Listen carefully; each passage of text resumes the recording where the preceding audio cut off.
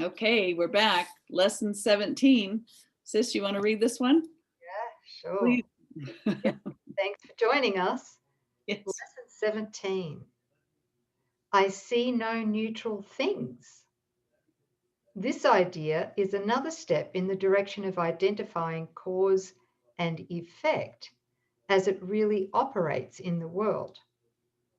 You see no neutral things because you have no neutral thoughts. It is always the thought that comes first, despite the temptation to believe that it is the other way around. This is not the way the world thinks, but you must learn that it is the way you think. If it were not so, perception would have no cause and would itself be the cause of reality. Mm-hmm. In view of its highly variable nature, this is hardly likely. Can we just unpack that a bit more, sis? Yeah. Yeah. You see no neutral things because you have no neutral thoughts. Mm-hmm. Okay. So It's thought, always the thought first. right. That's what comes first, Mm-hmm. not the thing that we seem to be perceiving through our eyes or through our other physical senses, right? That's right. Yes, the world's not happening to us. The world is occurring from us. By us. Yes.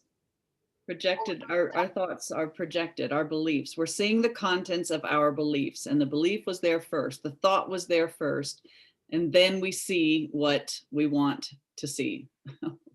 He actually says we put it there. Yes.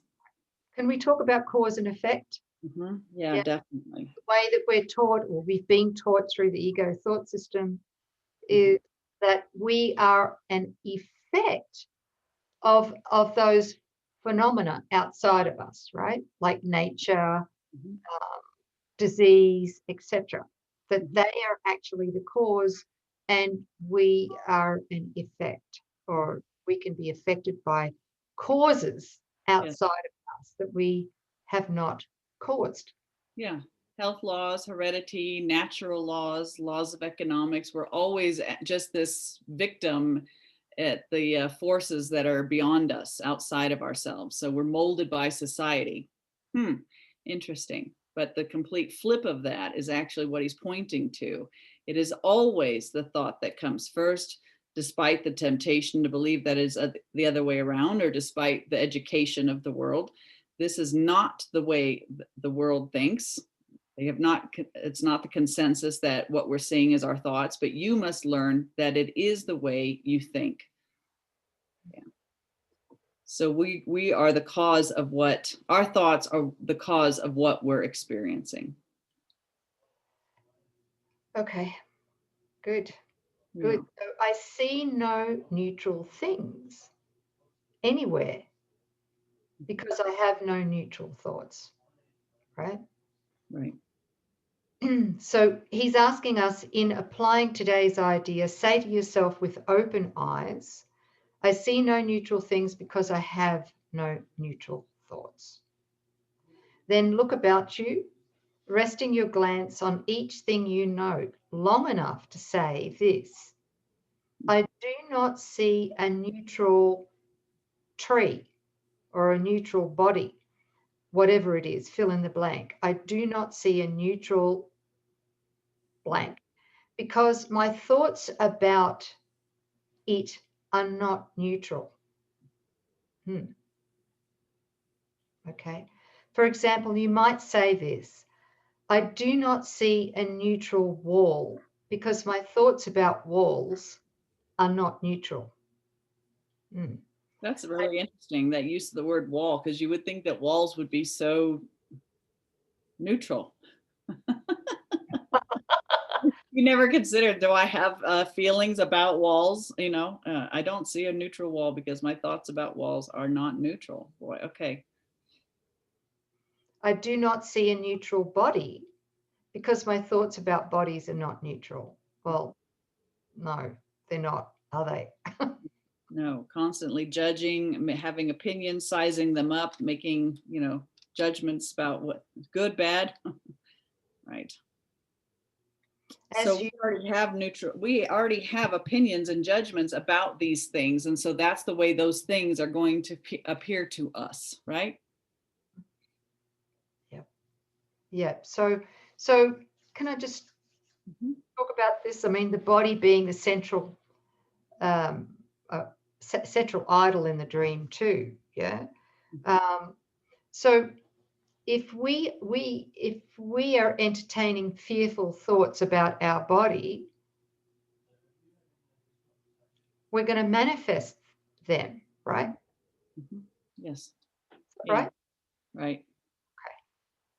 So if someone seems to have a disease, that means that they had to have entertained the belief about that before they can experience it, which brings up another really interesting question. I think we could probably safely delve into it, but how is it that somebody seems to experience something that they had not actually thought of specifically? And when the separation occurred, the one mind that we share was seemingly, splintered out into millions of so-called private minds, and we call all the private minds this collective consciousness. So if it's in thought, it might not be aware I might not be aware of it at that 10%, but the collective consciousness somewhere in it, like if I went to, say, China and I was contracted some disease I'd never heard of, I'm still open and susceptible to it, even though I hadn't had the specific thought, because in that iceberg, in the collective iceberg, that thought exists. So we're really open season to whatever is included within the ego thought system. So if we subscribe to that ego thought system, we are liable to see and experience any belief or thought that it holds. I also have my own specific set of collective beliefs and thoughts that I've learned as this, persona of Coreen. But it's either or.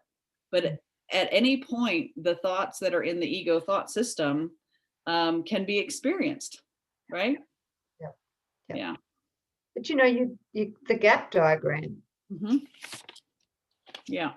What we tend to do, and what we do through the ego thought system, is we consent to collude with others in the mass meaningless thoughts Right. that are actually not neutral. They do manifest in an outcome at the level of form. Right. Right. Yeah. Thank you. Thank you.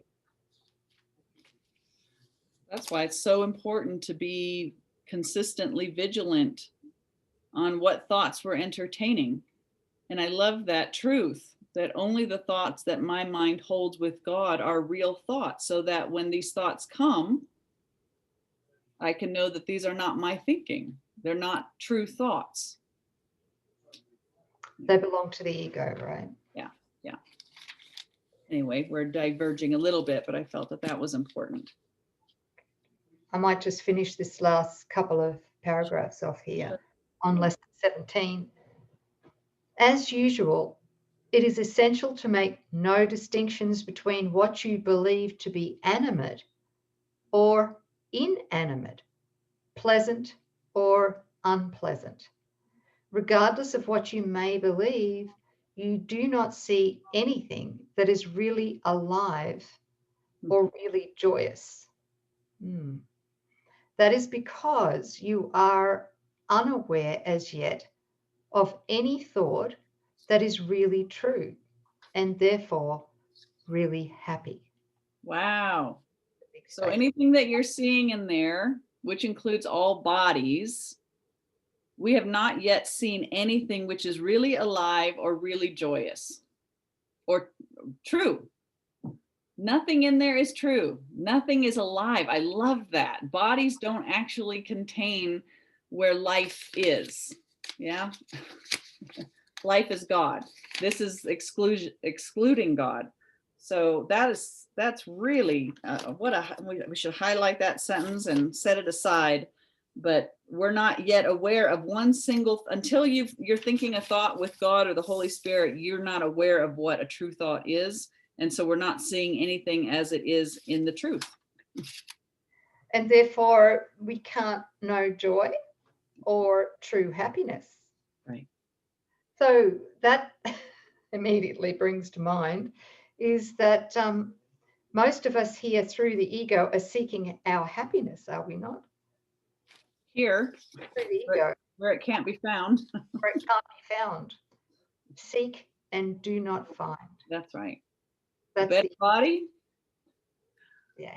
A better body, a bigger bank account, a higher title, a bigger house. You know, what do you think that you're going to find in there that's going to bring you true happiness? Seek and don't find. That's right. Boy, I'm so glad we're waking up from that. How many lifetimes? Forever. Yeah. Forever. Anyway. Okay, here we go. Mm-hmm. So for lesson 17, 3 or 4 specific practice periods are recommended, and no less than 3 are required for maximum benefit, even if you experience resistance. Ooh. Even if you experience resistance, the first time he's brought that in. Yeah, we'll push down on the accelerator a little. Yeah. Right. Usually he said, no, if you experience resistance, do less. Yeah. We're apparently ready to push on. Yes, we are. We're ready. However, if you do feel resistance, the length of the practice period may be reduced to less than a minute or so. That is otherwise recommended. Okay, so I see no neutral things. Mm-hmm. I see no neutral things because I have no neutral thoughts. Mm-hmm. Great lesson. Thank you. Yeah. So we don't go through the world blindly through our day, and it is what it is. It's no, I actually have either positive or negative beliefs around the things that I'm seeing, right? Mm-hmm. Wow. Okay, thank you, sis. That's 17. Anything else? Oh, that's good. Okay. Thank you. Thanks, guys. And